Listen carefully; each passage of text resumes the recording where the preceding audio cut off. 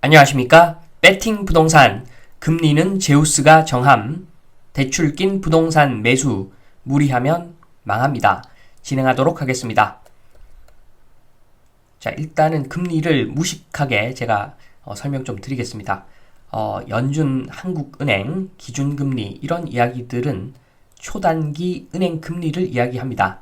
자, 그래서 이것은 우리 실생활에 아주 바로 직접적인 영향을 미치지는 않습니다. 자, 그런데 기준금리 플러스 알파 해서 이번에 그 시중금리가 형성되는 것이기에 그래서 그 기준금리의 흐름 자체는 중요한 것이겠죠.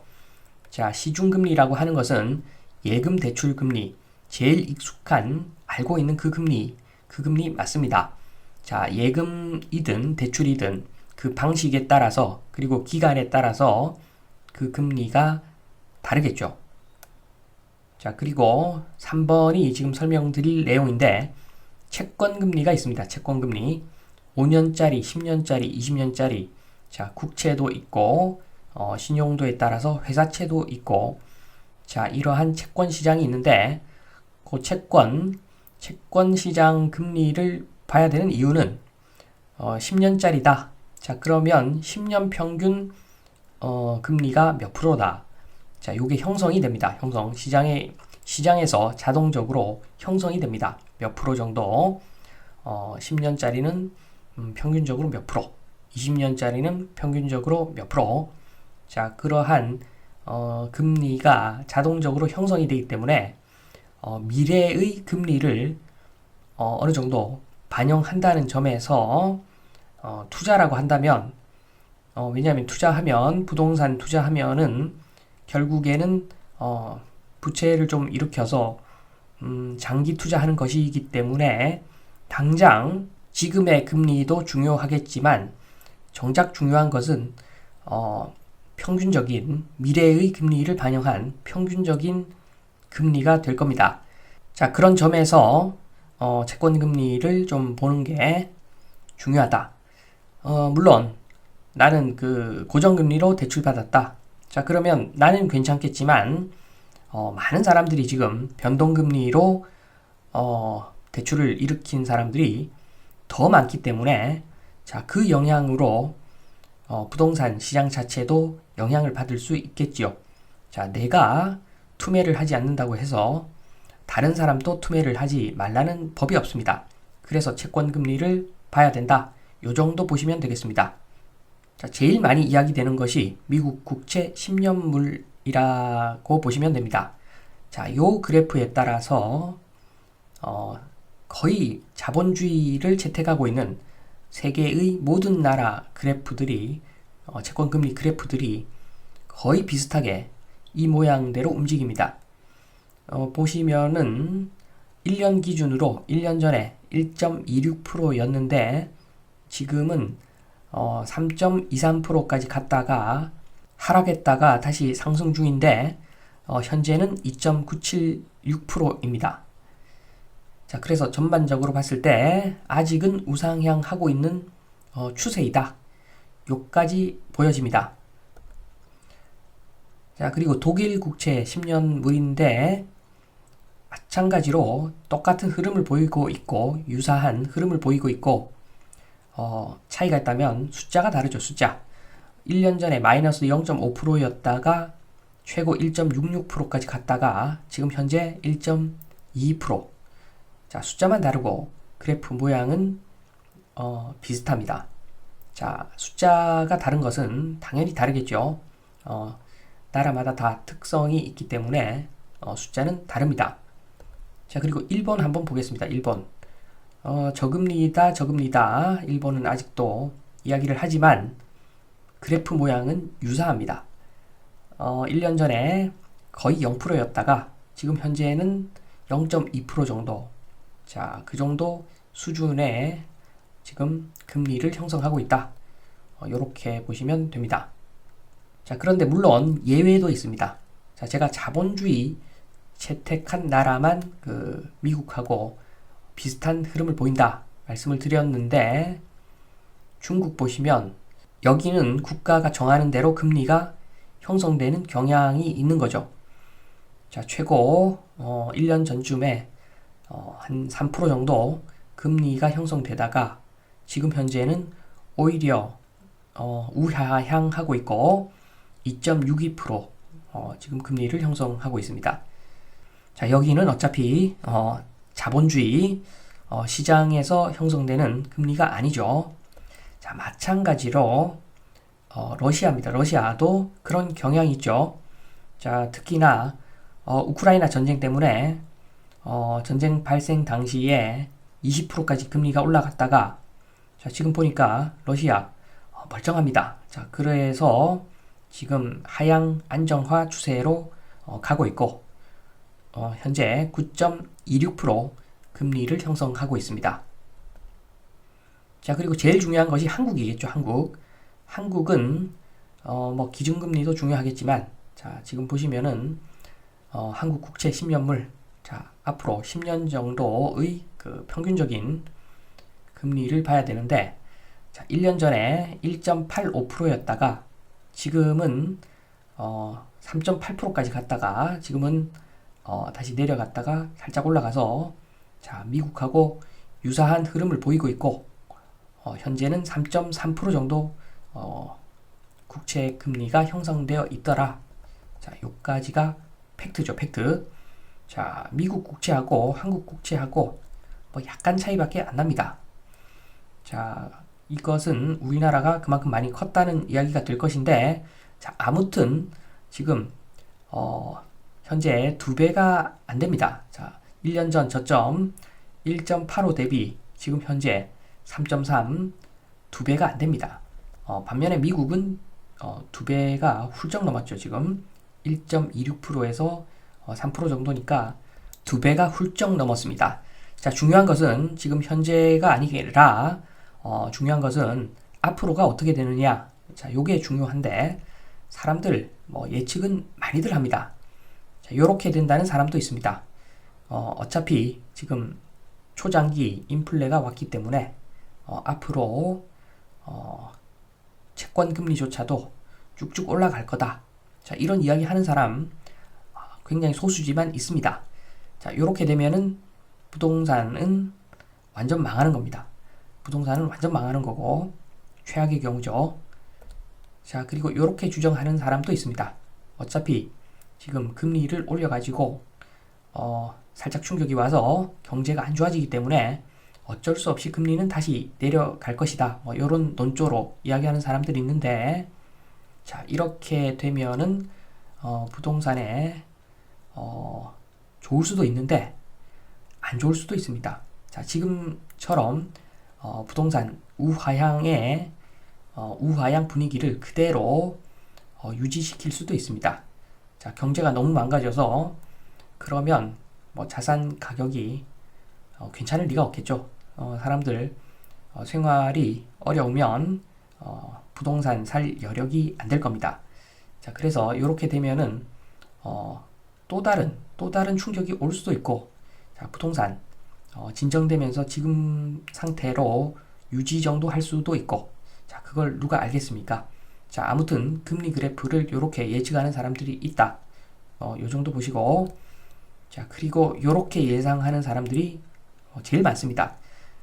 사실은 지금 3.3% 자, 요 정도는 평균적인 금리이지 자, 지난 시기가 지나치게 저금리가 오래 형성되었던 기간이고 지금 정도의 금리면 이게 전체로 놓고 봤을 때 굉장히 평균적인 수준이다. 자, 그래서 인플레도 쉽게는 안 잡힐 거고 그래서 지금 3.3% 자, 여기서 왔다 갔다 하면서 횡보할 것이다. 자, 요런 예측이 제일 많은데 자, 그나마 요 정도가 요렇게 되면은 제일 좋은 상태 같습니다. 경제도 망가지지 않고 자, 금리도 폭등하지 않고 자, 그러면 버틸만 하죠. 자, 요게 최선으로 보여지는데 자, 물론 이 경우에도 저금리 시기에 영끌한 사람들은 아마 굉장히 고통스러운 시간들을 보낼 수밖에 없을 겁니다. 자, 그렇더라도 요렇게 금리가 움직여주면은 최고인데 자, 이것은 지금 그림 보셨지만 예측이 천차만별입니다. 위로 간다, 아래로 간다, 횡보한다. 자, 이 이야기는 자, 예측이 불가능하다는 이야기죠. 자, 말들은 많이 하지만 자, 그 사람들이 정말 진정으로 금리 방향을 알고 있다면 그런 전문가 될 필요 없겠죠.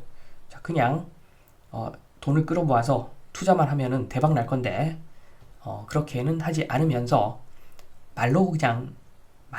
속된 말로 씨부리는 거죠. 그냥 사실은 모르지만 자, 이럴 수 있다, 저럴 수 있다. 자, 그런 이야기는 누구나 다 하는 거죠.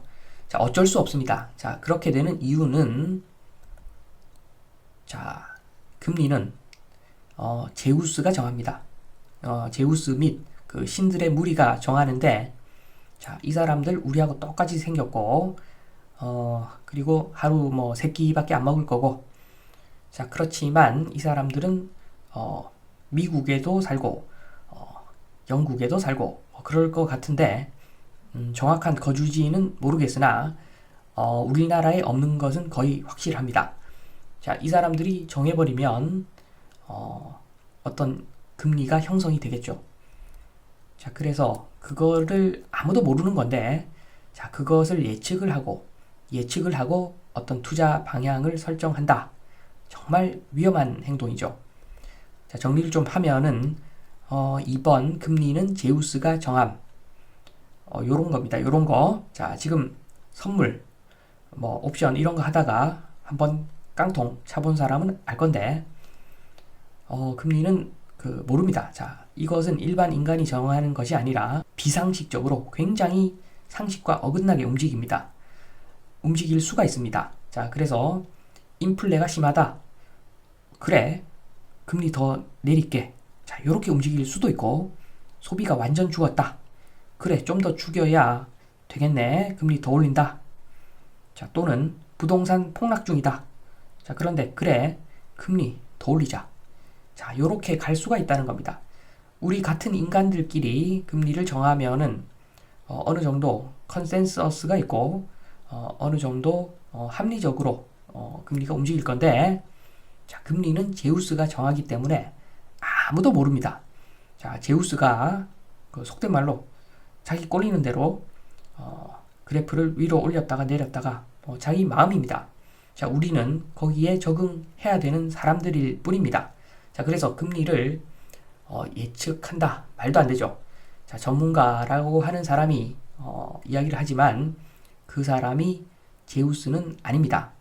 자, 그렇기 때문에 금리는 아무도 모른다. 이 가정을 하고서 최악의 경우를 대비하고서 투자를 해야지 안전하지. 금리가 어떻게 움직일 것이다.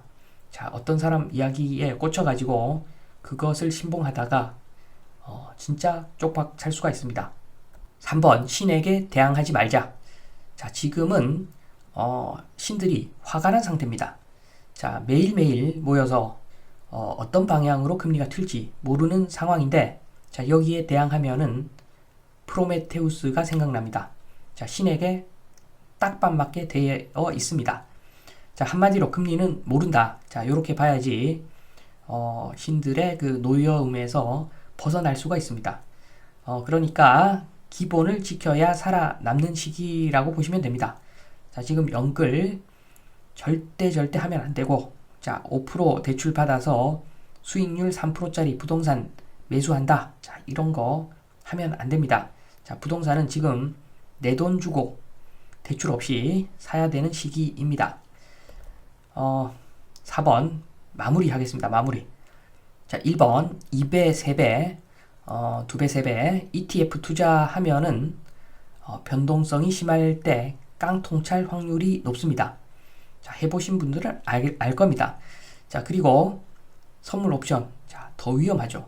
변동성이 심하면 그냥 깡통입니다. 깡통 대부분. 자, 2번 부동산도 내 돈이 반 이상 들어가지 않은 투자를 하면 지금 같은 시기에 깡통찰 확률이 높다고 보시면 됩니다. 자, 우상향 맛보기 전에 털린다는 겁니다. 제일 억울한 케이스죠. 자, 그냥 조금만 벌면 되는데 레버리지 극대화시켜서 욕심이 가득 차서 엄청나게 큰 이익을 남기겠다. 자, 그러면 레버리지 극대화 하겠죠. 내 돈 10% 넣고, 자, 내 돈 10% 넣고, 내 돈 10원 넣고, 100원짜리 부동산 사고, 자, 그러면은 금방 털립니다. 금방. 정말 금방 털리니까, 자, 경매로, 나가겠죠. 경매로, 청산당합니다. 자, 그래서, 지금 보시면은, 시행업 한다고 대출 받아서, 집 짓다가, 자, 집을 내 손으로 내가 지으면 상관없겠지만, 업체가 끼어 들어가고, 자, 그러면 내가 돈이 없다는 것을 아는 순간, 자, 그러면 유치권 넘어갑니다. 거의 유치권 넘어갑니다. 자, 마찬가지입니다. 그냥 일반적으로 다 지어진, 뭐, 아파트든, 빌라든, 부동산 매수를 할 때, 내 돈이 반 이상 들어가지 않는다. 자, 그러면은, 나중에 우상향 한다. 자, 요것을 신봉하고, 기다리다가 중간에 털릴 수가 있다.